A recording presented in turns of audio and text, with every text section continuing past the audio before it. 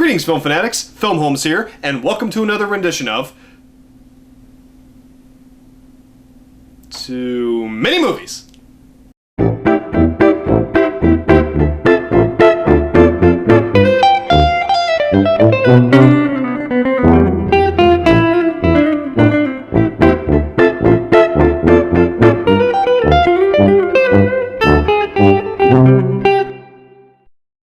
So a little while ago I saw a comment on one of my videos and they asked me to review a certain trilogy, an animated trilogy, that of course is beloved by most people, including me, Filmholmes. So I gave it a little while because I wanted to rewatch the movies again. I hadn't seen them for a little bit, and luckily I did get the 3-pack of the trilogy. So I was raring to go. It just took me a little while to finally watch it. But to the person who suggested that, don't remember your name, sorry, but thank you very much for the suggestion. It was fucking pleasure to rewatch these movies, and you know, it's going to be a pleasure to talk about them on Too Many Movies. And of course the trilogy I'm talking about was actually, Pixar's first ever movie, which turned into an eventual trilogy, one of the most successful trilogies of all time. I am talking about the Toy Story trilogy. Yes, that is what I'm talking about. Toy Story trilogy 1, 2, and 3. Yes. This is the, Britain version. I got it. It was cheaper, so that's why it looks a little weird. But it's all 3 movies, all the good stuff. But what to say about these movies? Okay, I have a lot to say, actually. Of course, I'm going to go through each one individually, and then I'll give a final rating of what I feel about the trilogy as a whole. But of course, first off, we're going to start with the movie that's basically made Pixar, and is probably one of the best movies ever made, not to mention one of the best animated movies ever made, and that would be Toy Story.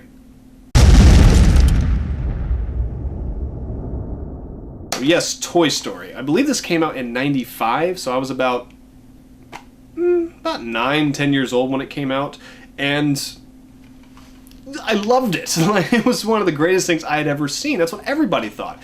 This was a huge, huge hit. And Disney Pixar just knocked it out of the fucking park when they kind of hit a rough period with their normal animated movies. Like Mulan came out. It was after that hot period of Little Mermaid, Beauty and the Beast, Aladdin. Disney was on fire for so many goddamn years, and all of a sudden they were kind of in the shitter again. And Disney Pixar, it was the way that it was animated. Computer animation was something new. We'd only seen computer animation in movies like Jurassic Park and Terminator 2, and that was great, but we had never seen a fully animated movie this way before. And to this day, it still holds up. It is still one of the best movies ever made. Now, if for some reason you don't know the story, I'll tell you real quick. Woody, voiced by Tom Hanks, is the main toy in his owner Andy's toy arsenal. And basically in the movie, when the humans go away, the toys will play. They come to life.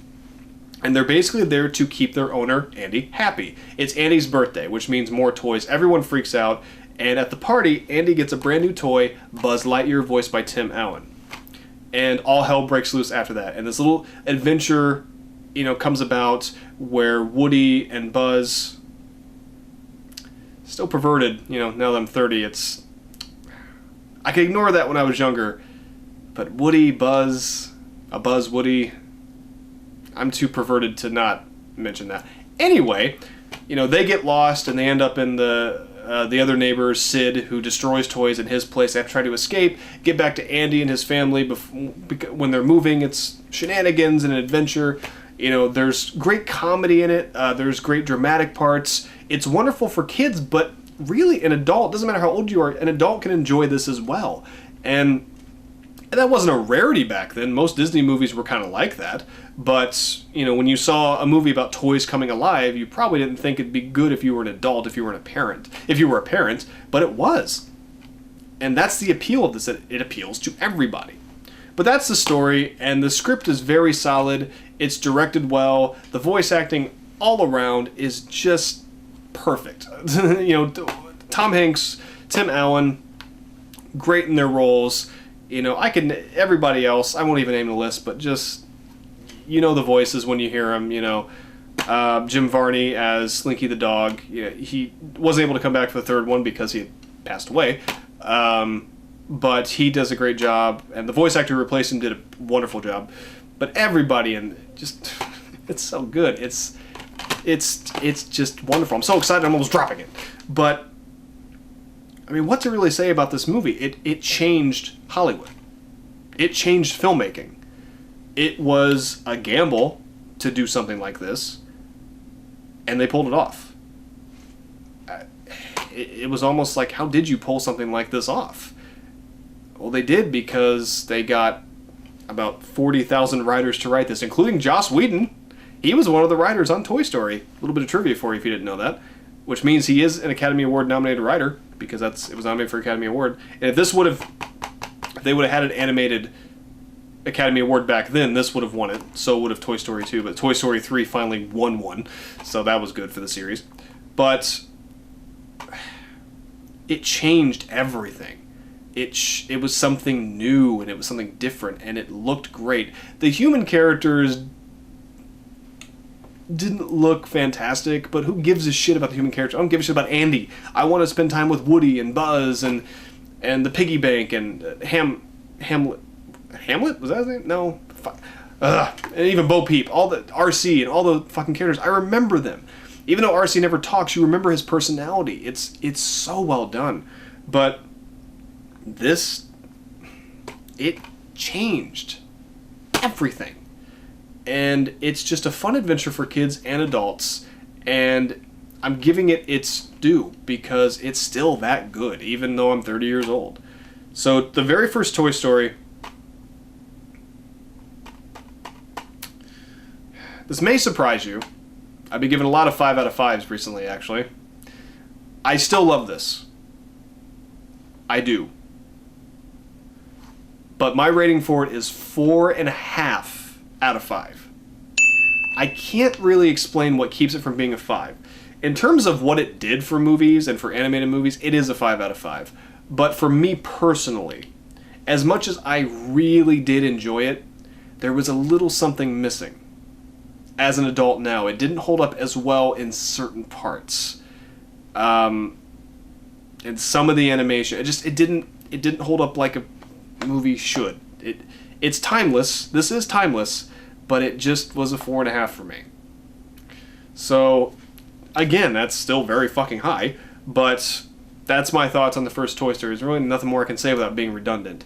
Let's go ahead and move on to the sequel, which was brilliantly titled Toy Story 2.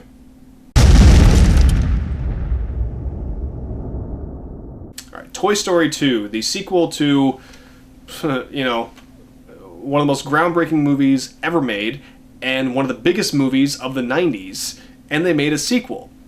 That's a tough gig. You're gonna, this movie that was praised by fucking everybody, and was regarded as one of the greatest pieces of film ever made, and the greatest animated movie ever made. People said that at the time. And you're going to try and make a sequel to it? And back then, people were like, but it was perfect. And it wasn't perfect. It was close. Honestly, Toy Story 2 is the most perfect movie out of all three. It really is. I can't think of anything about this movie I do not like. Again, the voice acting is fantastic. The writing this time is so much better. We already know the characters, so they can dive in even more. And, we get to learn about Woody, the whole thing about Woody's past, about where he came from, what kind of toy he was. That was just wonderful. That was just very creative writing, very clever. And I love that part of the movie when he finds out about who he was. The new voice actors coming in. Kelsey Grammer. I can't remember his character's name. I can't remember the new characters. The horse, the horse toy that Bullseye. He doesn't talk, but he's got a personality, and he's just a lot of fun as a horse. One of my favorite horses ever in a film. Jessie, the girl, I can't remember who she's voiced by, but she annoyed a lot of people. I fucking loved it. I thought she was annoying, but in the right kind of way.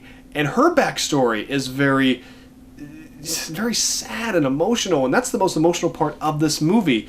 When Buzz gets to meet another toy like himself, who's going through the same shit Buzz went through in the first movie. Great fucking idea! That is so damn funny!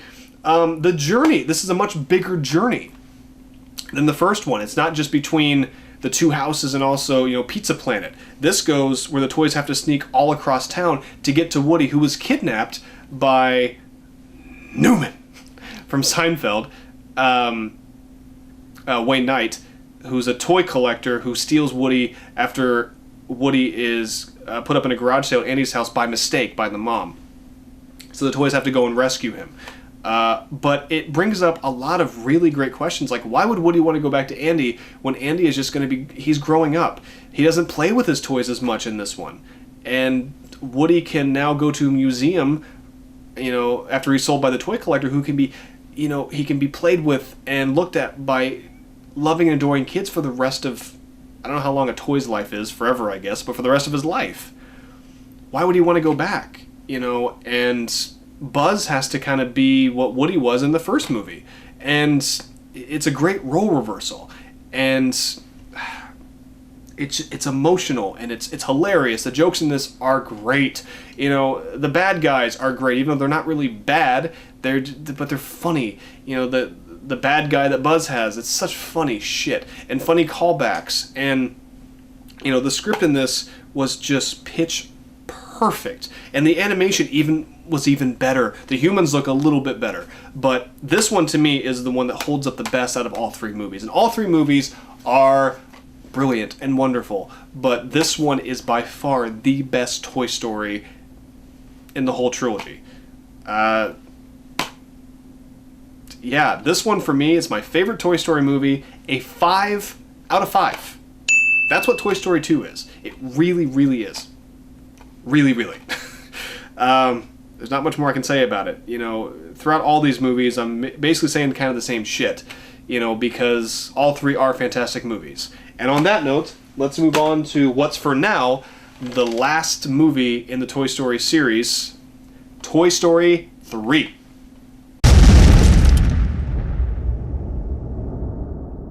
Now, I will say this, when I heard Toy Story 3 was coming out, it was so long after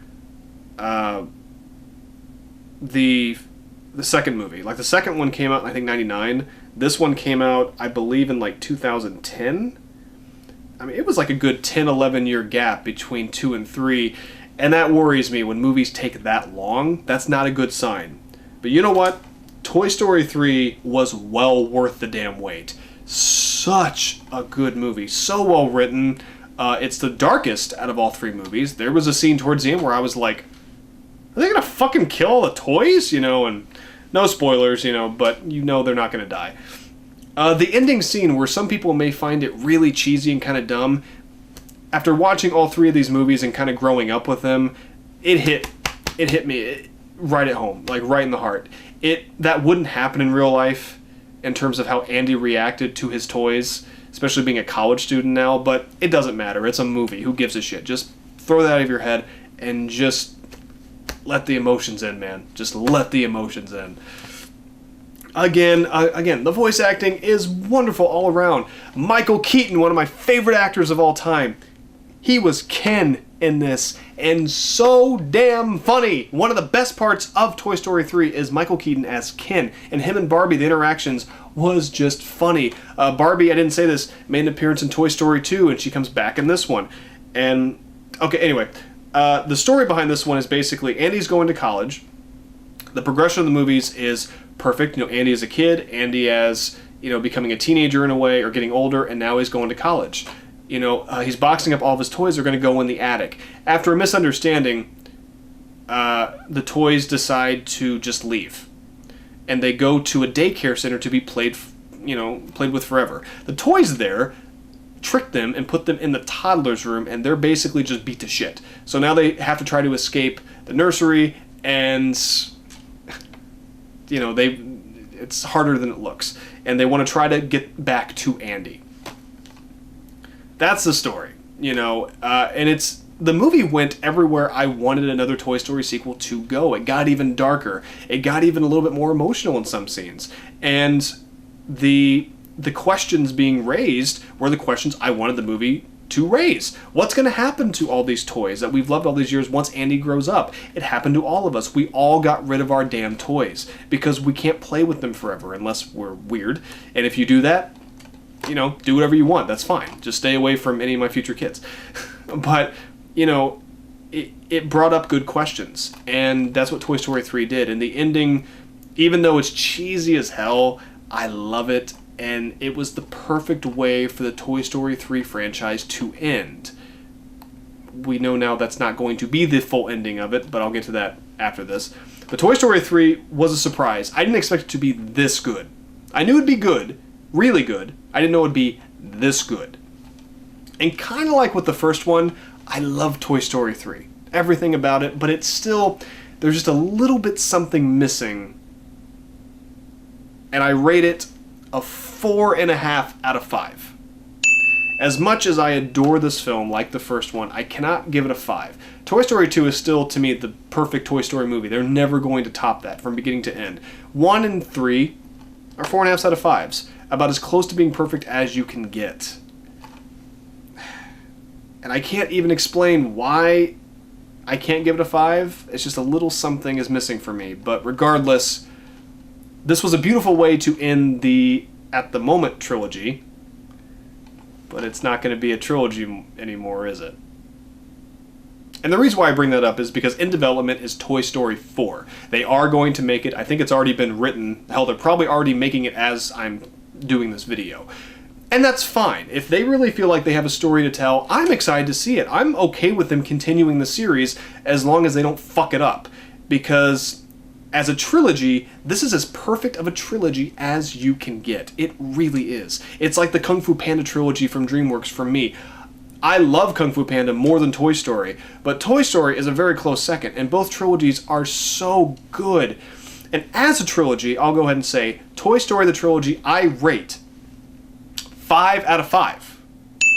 I did that with the Kung Fu Panda trilogy as well, because individually, I gave my ratings. 4.5, 5, 4.5. But if you watch them 1, 2, 3, all in a row, you're going to go, that was perfect. Like, that was perfect. Even though it's not, you're going to feel like it was. And that's what a good trilogy of movie does. And that's very rare. I can't even think of any live-action trilogies that have done that. I can't think of one. But I've got 2 animated trilogies that have done that. And Toy Story, you know, I'm glad that I was young when it came out and I got to experience, you know, Disney Pixar for the first time. And ever since then, I've been a huge fan of their work. And one day, I'll try to get to all of their movies because I love the majority of them. The majority, not all of them. But the Toy Story trilogy, even at 30 years old, is still a lot of fun to watch. I'm so happy I rewatched all 3, and I promise I will rewatch all 3 again in the future. And I will go see Toy Story 4 when it comes out in theaters. It'll be the first time I've seen a Toy Story movie in the theater since the first one. 2 and 3, I did not get the chance, unfortunately. But hopefully Toy Story 4 is worth it.